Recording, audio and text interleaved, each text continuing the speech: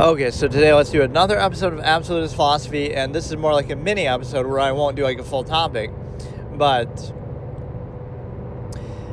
basically let me maybe try to explain and define exactly what it is and what I mean by the term, right? So what absolutist philosophy is and how I defined it and how I did all this, again, in my old debate format in 2013, 2014, was pretty much when it ran. Well, first of all, I called it revisionist philosophy, or I had a couple different names for it. Obviously, the Court of Reason is one that I adopted later, so that I have the channel now, where I call that, where I uploaded some clips. But what I'm saying is, the name is that you might assume something about it, like, oh, that means you believe in absolutes, or you try to do everything absolutely, or something like that, right? Which, in a consistency basis, that is true. But what it actually means is that there are no absolutes. So there are no gods, there is no morality, not absolute morality. None of that is actually real, which is objectively true, right? But you can debate it or whatever, but so none of that is real or absolute. So because there are no absolutes, you have to hold everything accountable and be vigilant about it. So the only absolute then, even though it's not an absolute either, though, would be human ability and your own actions, right? Don't defer and don't be controlled like, oh, if we're good in this life, we'll go to heaven or something like that. Don't hold back. Don't let anything, hold you back and inhibit you. Because, oh, there is no heaven, there is no afterlife, there is no, absolute. Now what would you do if that was the case, right? So then everything is a zero-sum process. So it's just, this is the basis of it. Like, certain things might be condemned in society, like thinking. Thinking is a bad thing, or being self-aware is a bad thing. When really all those things could do is reflect the nature of a process, like, if the process that you're doing, whether it be society itself or a specific thing within it, if that process is sound and good, then you could think about it as much as you want and it would be fine and it would hold up to it.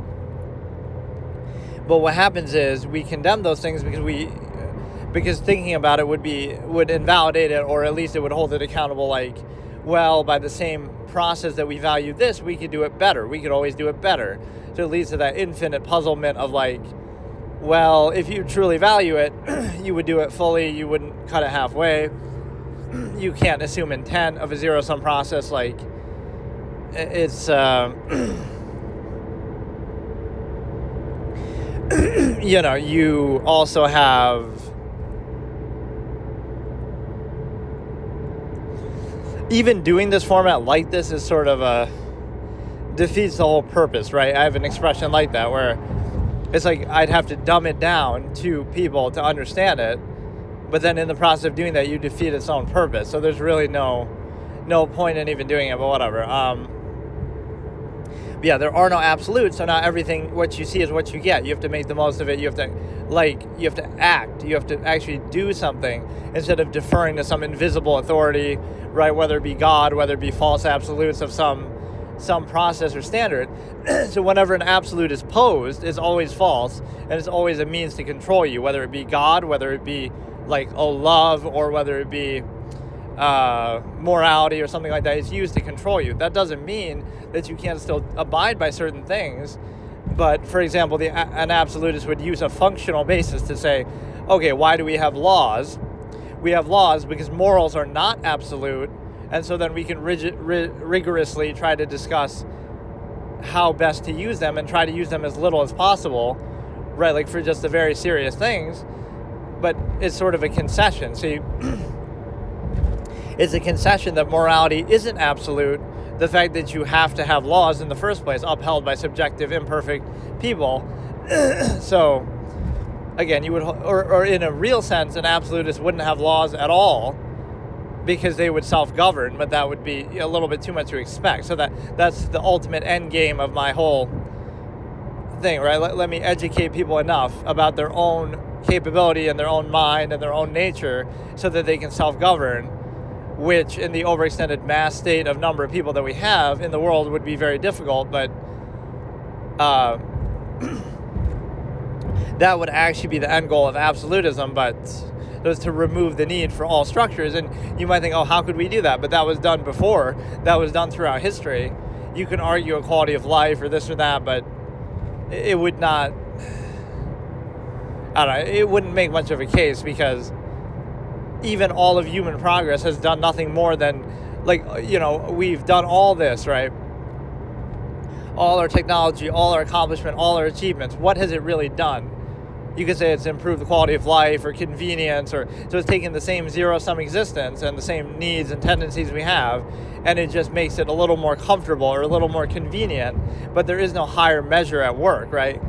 All you're doing is still zero-sum self-interest, zero-sum sustenance. It's not like, oh, you've elevated somehow to some other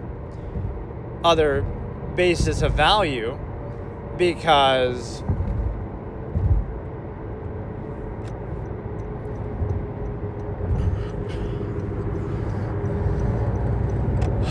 right, the basis of value is the same. It's just zero-sum, sustenance, self-interest. So, you can make the food that you eat taste better or more convenient to get or more abundant, but it's still the same process. So if you were tolerant enough, this is the minimalist part of it. If you're a minimalist and you say, I'm happy just living off the land and picking berries and being very minimalistic and maybe living a shorter lifespan and whatever, dealing with it. If you're willing to deal with that, then what's the problem? Then the entirety of society is invalid. Modern technological society is invalid. None of it is necessary. It's only necessary by overextension, only real by acknowledgement. This is one of my key absolutist phrases. Contrivance is that which is only real by acknowledgement and only necessary by overextension. So what's an example of something that's only real by acknowledgement? Like authority figures. You say, a president or a whatever, right? A president or a prime minister. So if their power was real and absolute, then you couldn't just do the following, which is, what if everybody tomorrow just disacknowledges them and says, you know what, I don't like this guy anymore, we don't acknowledge their power anymore, and that's it, it's gone. So it's just not arbitrary that, it's imaginary, it's not absolute, it's not real, just because a collective of people, somehow defers to that and acknowledges that doesn't make that power real, right? As opposed to something like,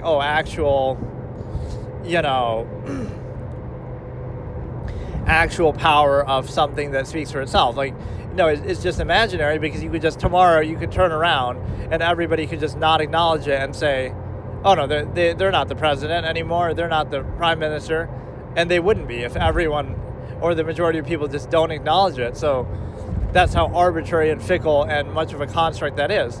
And then I had a better way, I think, to explain that, but basically, real power wouldn't be up to that, right? It wouldn't be up to acknowledgement or subjective sort of pretense.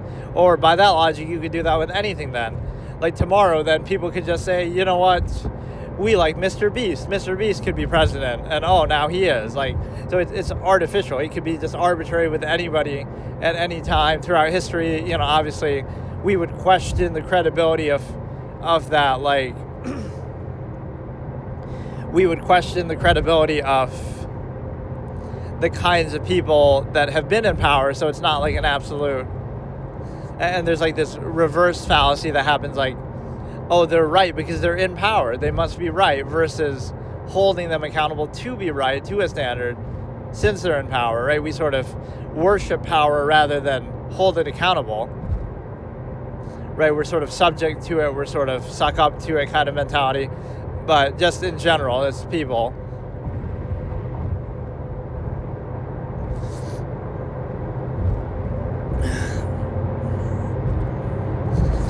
So yeah, there are no absolutes. It holds accountable, that your own actions and your own potential, and that which is only necessary by overextension. So you look at technology, I have a few expressions to do with this. Whatever would you do without the benefits and conveniences of modern technology that you rely on, right? You sometimes hear this mindset, you rely so much on technology. Well, a lot of that is only necessary because of the number of people there are. So if you were just out in the jungle alone, living by yourself, or, you're old enough to fend for yourself at least, then you could just figure it out. Right now, there might be certain threats and dangers, and you might die sooner and whatever, but like, you know, you could figure it out, just like people throughout history have figured it out, just like our ancestor, you know, whatever, Neanderthals figured it out. Like, it's not that you couldn't do it, or that you really need society to that extent. So it's more that, again, convenience and things like that. It's more like society needs you as the individual rather than you needing it. And the thing is that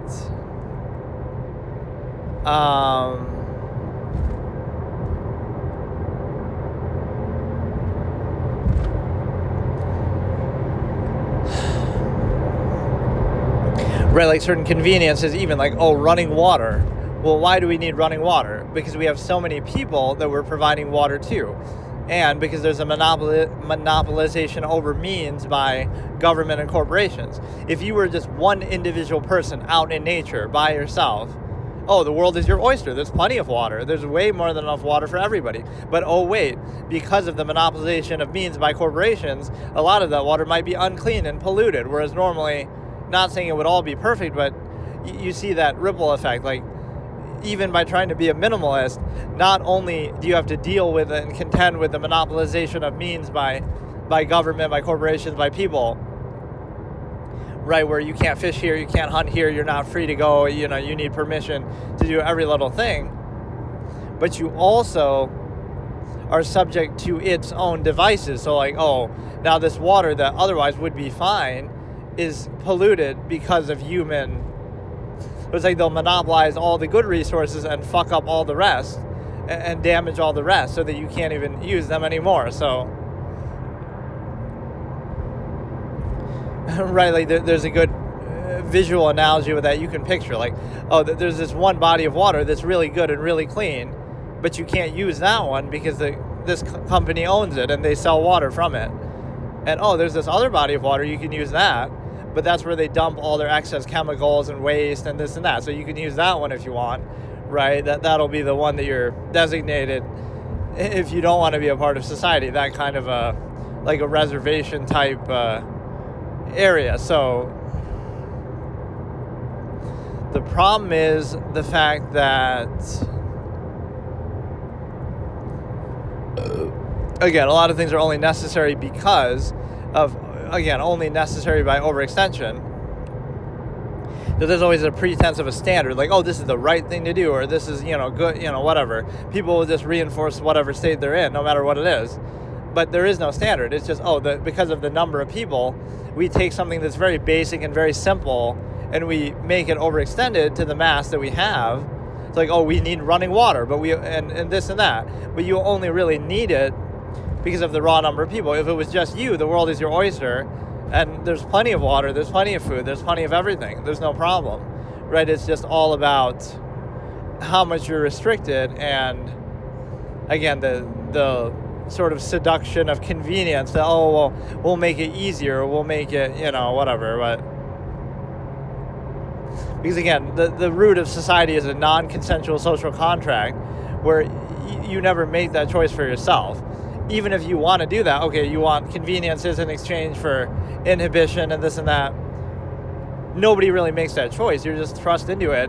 You're indoctrinated, and then you're kind of forced into it. So nobody really chooses that. So it's like the stupid thing where people say, oh, somehow life is a simulation, but it is, and it's called society because it's artificial and it's a construct, and yet we take it, we treat it as absolute when it's clearly right of our own creation actively. So you have to understand the fact that, again, things that are only necessary by overextension, by the sheer number of people, versus, again, if the world was a village of 100 concept that I always talk about, it would not be necessary. But yeah, that fallacy of like, oh, whatever would you do without the benefits of technology? You know, or like, not even that. Somebody could say, oh, whatever would you do without the benefits of I can't talk. Whatever would you do without the benefits of society? And then an absolutist could respond, imagine what I could do without its restrictions, without its inhibition. So in other words, you would be free then. So you're inhibited to say, okay, I won't do this, I won't do that, I won't do, I'll inhibit my potential, myself, in so many ways, in every way in life, right, to become this half-mast human function, as I call it. And you'll do that in exchange for the convenience and the technology and everything that you can get out of this overextended mass state. So it's not a privilege, it's a concession for the inhibition. So if you say, okay, take away all the benefits of society, but then take away all its inhibitions too. So now, okay, I'll go out in the woods and I can figure it out. But, oh no, but it's going to overextend and say, you can't go here, you can't do this, you can't do that. So you might think it just applies to like the big things, like, oh, what would you do without its inhibitions? Like now you could commit crimes and stuff, which is true. That would be part of the inhibition, yes. But part of it is just like the freedom to, like the concept of stealing, right? Like the freedom to just live in nature and just survive. Like, how can you make a monopoly over that? But people do. Like, you're not asking for anything. You're going out yourself and getting it. But, oh no, all this land is owned. All this, whatever is so you can't do anything with that. So, or you need permission. So see, it ends up being sort of self-defeating that you have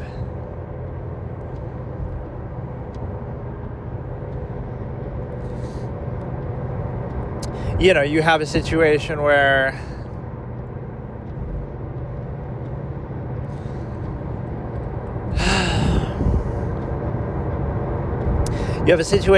again, hold on. You have a situation where, again, what would you do without the benefits of technology and society? But then on the flip side, what would you do without it inhibiting and restricting and monopolizing every single thing around you? What would you do without that? So we treat it as just like a default. Like, oh, it can inhibit you as much as you want without qualification. But then, oh, somehow you're benefiting from it and relying on it as if there's nothing, this could be seen as, entitlement. Like you feel you're entitled to something, but you kind of are. Because otherwise, okay, then don't inhibit somebody and they can do whatever they want and they're free and they're fine. And they might be happy with that, but instead you have to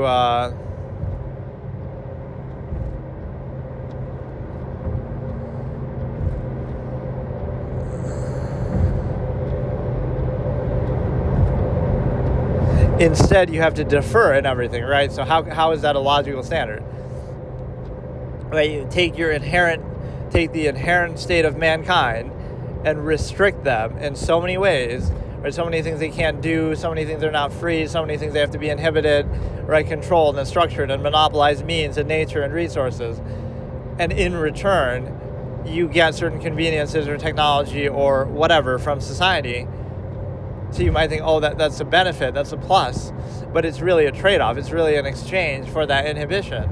So if you say, okay, I don't want the benefits of society, then I also shouldn't be subject to its inhibitions. So this is like one of my major story characters that is this self-governing minimalist who is able to have like this neutral zone of his own, right, that is like free of those things, where, and there's actually a pretty cool phrase I use in there, copyright, and all this, everything I say should be copyright anyway, but that entry is consent, or that's actually used with a different character, but still. It's like, okay, this country is governed by Darwinism, or these lands are governed by Darwinism, where, oh, there are no laws and you can do whatever you want. So entry is consent. If you come in there, then it's fair game. You can do whatever you want. Anybody can do whatever they want, but you don't have to go there. You don't have to go there if you don't want to. So see, that makes it seem fair. So the same thing with the minimalist area is like, you can hunt, fish freely. There's no monopolization of means, etc. So like, is there really a place in the world like that? Not a very big one anyway in the present time, because again, everything's government monopolized, etc. So again, you would have this neutral zone where there are no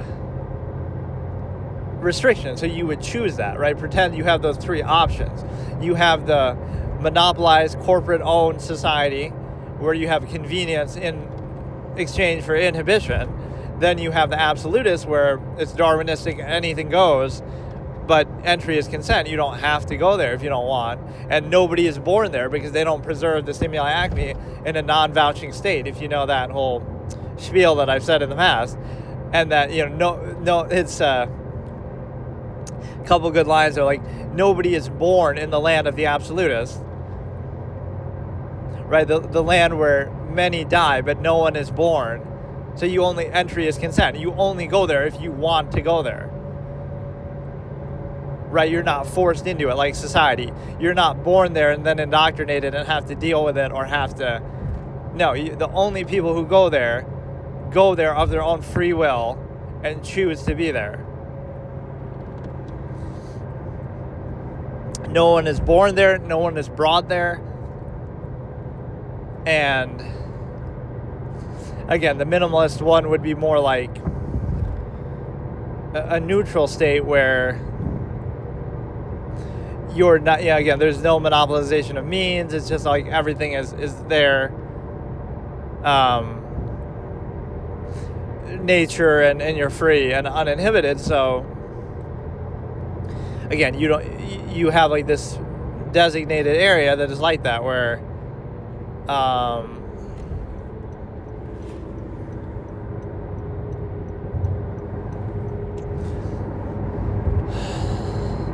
right, this minimalist area where the world is your oyster and nature is free and you can just do what you want, and there's no inhibition there. And again, in the absolutist situation, there's inhibition, I guess, in a different way, not taken as a baseline standard, but if people, again, our strength prevails, so if they're strong enough to impose upon you, then that's a back and forth thing. So in the machination corporate monopoly one, you have this illusion of something like, oh, we're in a subversive lower value state, but we somehow like it, or it's somehow positive. Or again, it's like a bread and circuses argument where you say, oh, but it's so, we have all these conveniences and luxuries and distractions. None of that actually qualifies the authority or the state.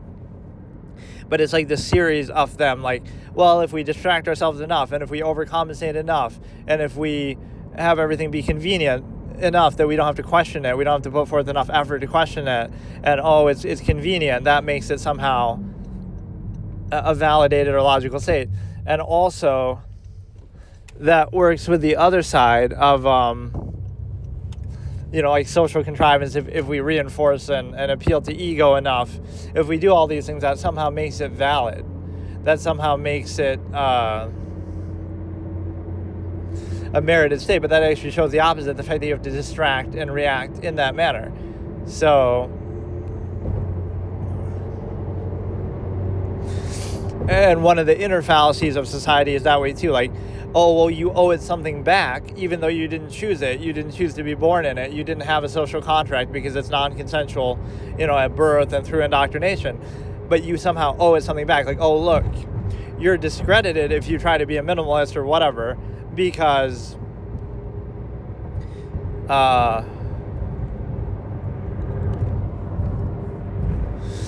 you're discredited because, oh, look, you want to be a minimalist now at the age of 15 or 25 or whatever, but you grew up benefiting from society, even though, again, you didn't choose it and you didn't have much means to control that. So you're kind of tolerating it, or you're kind of forced into it. That doesn't define you. That's totally unfair. Now, once you're old enough, okay, now you can decide. So how could you discredit somebody then? Because then anybody born in society and who grows up in society would be discredited. Like, oh, look, you benefited from it, something you didn't choose. So that means that, oh, you relied on it. Like, oh, what would you have done without it? But that wasn't up to you. That was up to your parents. Your parents could have been minimalist too, and it would have been fine. So you understand the big picture that, right, it can't be the self-fulfilling fallacy of, okay, we're going to give people birth in society and then indoctrinate them and then raise them. And then anytime they question that society, then, or just do their own thing, right, not even like false duality, anti, like, oh, they're against society. They could just be, okay, minimalist, neutral, whatever. So what that means is you would discredit them and say, oh, but you relied on society, you needed society, you came from society.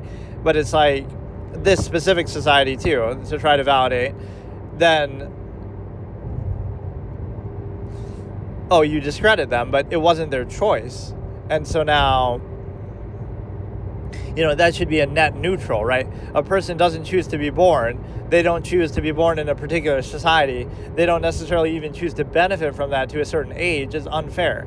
So there should be a clean slate, like at the age of 10 or 15 or whatever you want to call it, right? The age of self-actualization. Okay, now you can be free to do your own thing and not have to feel like, all the things you didn't choose you're somehow accountable for. Is nonsense, because then that would just reinforce any state no matter what. And so now you understand that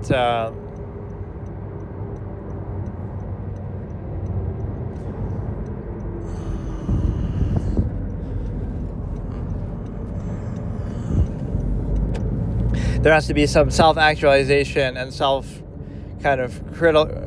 critical thinking, that despite the state that you're in, you can still be objective about it and then decide for yourself. So don't define people by things that they didn't choose and that they're forced into or that are forced onto them. And then beyond that, you have the ability to consider the fact that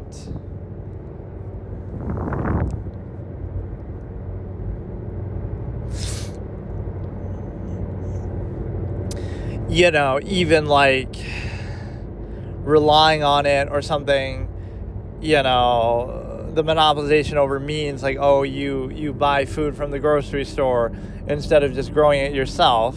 I mean, to some extent you can try to do that, get a little plot of land, and I'm not saying it's impossible, but the obstacles to doing it, especially for the ordinary person, are like you're validating, and you shouldn't do it, but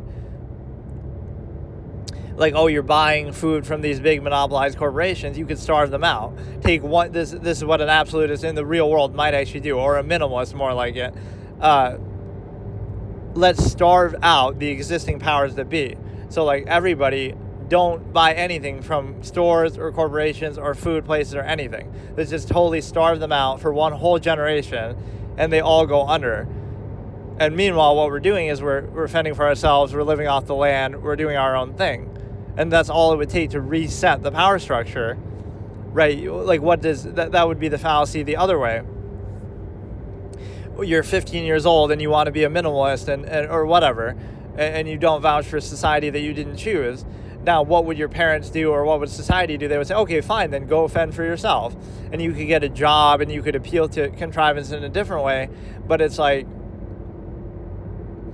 it'll do it in a two-faced way that seeks reinforcement for itself, because it'd be like, okay, now you're on your own and now fend for yourself. But you can't truly even try to fend for yourself because, again, all the inhibition of everything. It might sound like an excuse, but you have to look at the reality in front of you that it's not, okay, fend for yourself, and you could easily do it, right? Go out in nature and you could do it. You could hunt, you could fish, you could figure it out.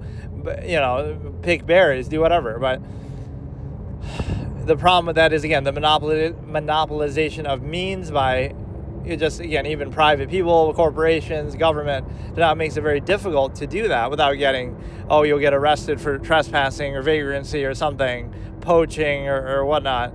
So that's the problem. It's like, okay, go fend for yourself, and then you try to, and then you get arrested for it. It's like, okay, so what are you actually supposed to do, right? It's like a fake response, right? Oh, if you don't like society or a specific contrivance state, then just don't be part of it and just go do something else, right? Okay, then you try to do something else, but everywhere you go, right, society will outwardly insist and control you. So,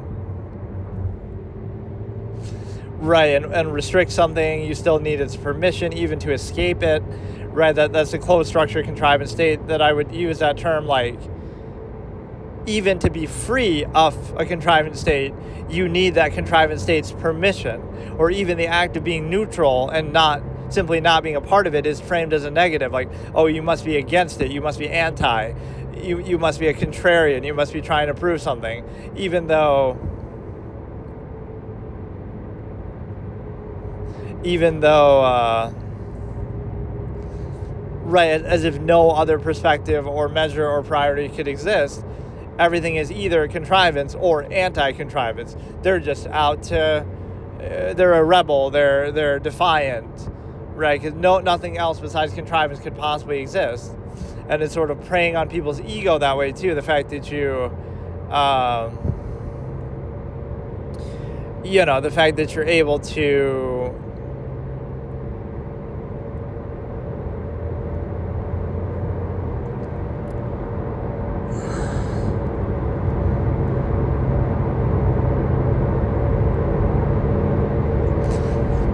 it's preying on people's ego, the fact that you're able to, like,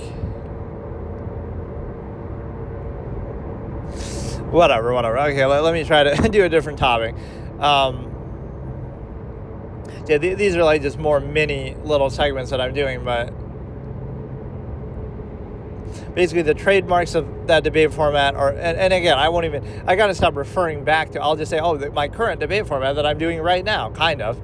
So, like, the hallmarks of it, though, and what I was known for is I was known for being objective, right? So you're being objective, you're not coming from a place of incentive, like, I'm just saying this because it applies to me, or I'm just doing this because, right, I have some opinion or bias.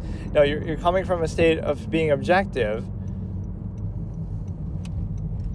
and you're also, again, being objective and also being very kind of thorough and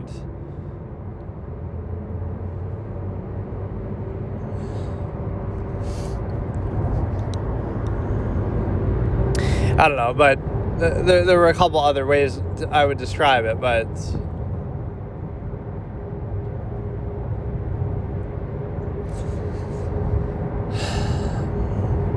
again, so you can look at anything objectively from the perspective that, right, you're not looking at it, like, for example, a lot of discussion is often just one person insists upon their point of view and someone else insists upon their point of view, and so it doesn't go anywhere because they're looking only from their own preconceived basis, whether they just haven't been exposed to anything else or whether that somehow benefits them and overlaps with their interests. Like, they're not using actual standards to guide the debate. Like, okay, my standard is this and your standard is this, right? And they're both subjective, so nothing is absolute.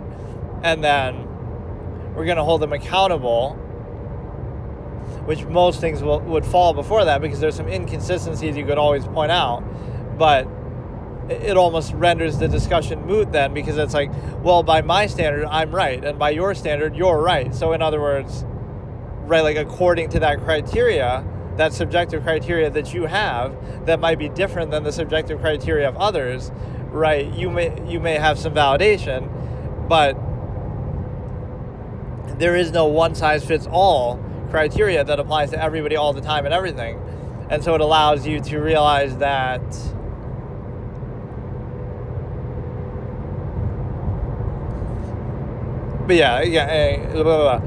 like, no claims are being made necessarily, right? It's not saying, this is what people should do, or this is what they shouldn't do. It's more, again, let's be aware of the nature of a process. Let's be objective. Let's seek truth and objectivity. And if truth is an obstacle or a negative, right, just objective inherent truth, why should that not be the basis of, and then you decide from there. But instead, again, a lot of what society relies on is subversion. Like, we're going to distract ourselves, we're going to appeal to ego and pretenses and gratification to try to bypass that. And so that allows you to be controlled by it, because then you have some basic understanding.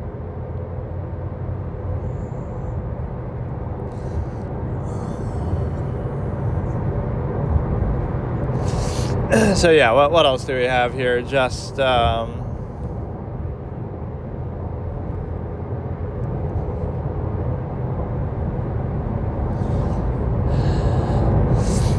absolutist philosophy, and again, minimalism kind of overlaps.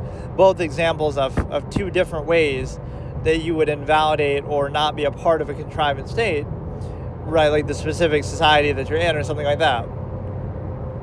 You could be a minimalist and starve out society the same way that it would try to starve you out if you don't follow its mandates. So like, oh, if you don't do what uniformly society wants you to do, will get you fired from your job or this or that, social stigma. And but instead the minimalist could say, okay, I don't need society, and then I'll fend for myself. So you can starve it out and it's no longer necessary. And if everybody was like that, then it would no longer even necessarily exist. Or at least, again, the big corporations and stuff would die out. So now, you have that. So again, the minimalist would remove the need for society in that way. And the absolutist would do something different where it would be sort of free and uninhibited, which is kind of how the world works anyway. We just don't view it that way. Like, oh, an absolutist would come along and conquer everybody else, and then somebody else would kill them and then conquer them. And like, that's how it actually works. But in the modern day, we look at it in some romanticized way, but it's like, how did we get the countries and the nations that we have? Right? Was it through some moral and well-defined and merited basis, or was it just, oh, people would just conquer and kill each other and do all this? And so, right, like we are on the situation that we're in is not the same one with which we would vouch for. So like if you did the same thing that got us to where we are right now, that would be a bad thing.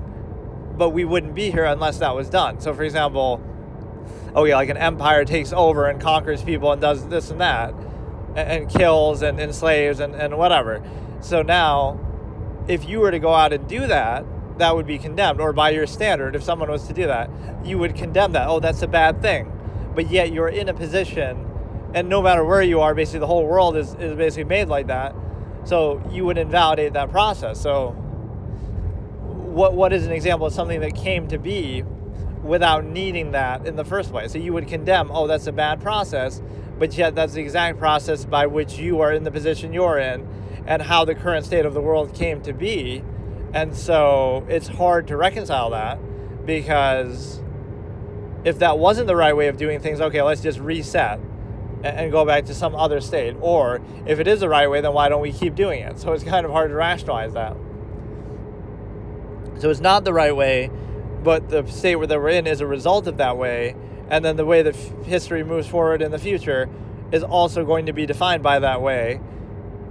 Right, but somehow we come up with euphemisms. Oh, we're doing it to spread freedom around the world, right? And some stupid morality like that, right? So we'd find euphemisms that effectively do the same thing. So again, the common basis of the absolutist would be the functional basis, like you pose a standard to measure and then you have to be consistent with it. Consistency is key, so it doesn't assume the intent. So like if two absolutists meet, they might have very different priorities and measures, as I call them, but what they would have in common is that they would be very consistent with them. It wouldn't just be a pretense that they use to justify something. It would be, okay, we consistently believe in this, we have this measure, and now whoever's ability is greater will succeed at achieving that. So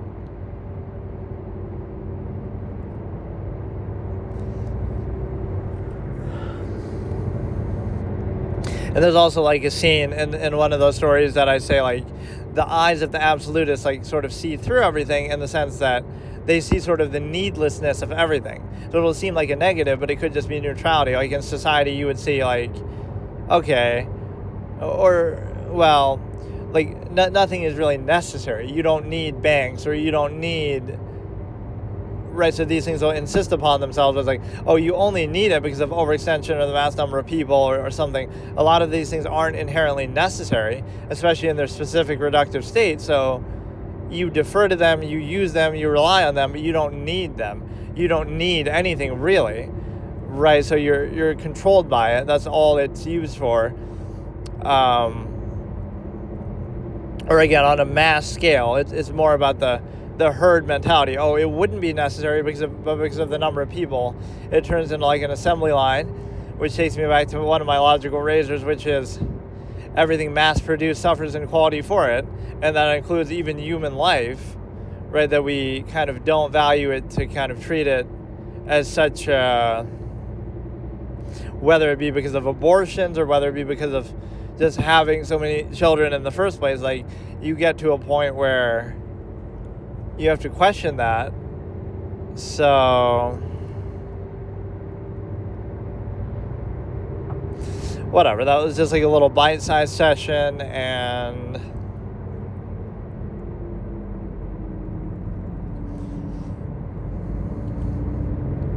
let me try to think of like one more thing here. There's just so many good discussions that I had that,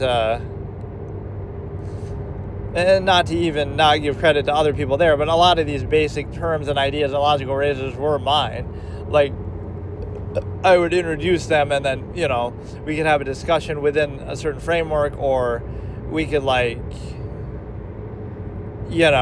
just let logical razors kind of dictate the flow of the debate. Like, okay, I would use them almost like how legal statutes are used in a court setting. Like, okay, we're going to strike that down for being folly favoritism, or we're going to strike that down for being, or not even so much strike it down, but more so identify the nature of the process too, so that you're not, a